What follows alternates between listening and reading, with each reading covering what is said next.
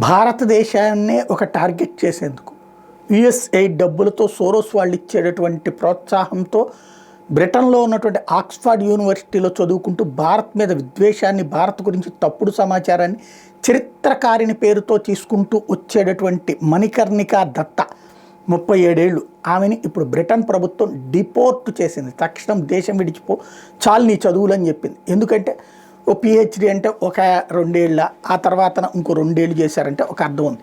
పదే పదే భారత్కి రావడం, ఇక్కడ వివిధ అంశాల మీద నెగిటివ్గా నివేదికలు తయారు చేయడం, దాన్ని తీసుకెళ్ళి అంతర్జాతీయంగా చర్చ పెట్టడం, ఆక్స్ఫర్డ్ యూనివర్సిటీలో చర్చ పెట్టడం, 24 గంటలు ఇదే ఒక వ్యసనంగా మార్చేసుకుని, అంటే అంతర్జాతీయ సమాజం ముందు భారత్ని ఒక దోషిగా చూపించేటందు దాంట్లో కీలకమైన పాత్ర పోషిస్తున్నటువంటి మణికర్ణికా దత్తాని తక్షణం దేశం విడిచిపోమని చెప్పింది. యూనివర్సిటీ ఆఫ్ ఆక్స్ఫర్డ్కి కూడా ఈ విషయాన్ని తేల్చెప్పింది. ఏంటంటే 10 ఏళ్ల నుంచి ఆవిడ అక్కడ చదువుతూనే ఉందట. 548 రోజుల పాటు ఎలాంటి స్కూల్ అదే కాలేజీలకు అటెండ్ అవ్వకుండా, యూనివర్సిటీకి అటెండ్ కాకుండా బయట పనులే చేసుకుంటూ వస్తుందట.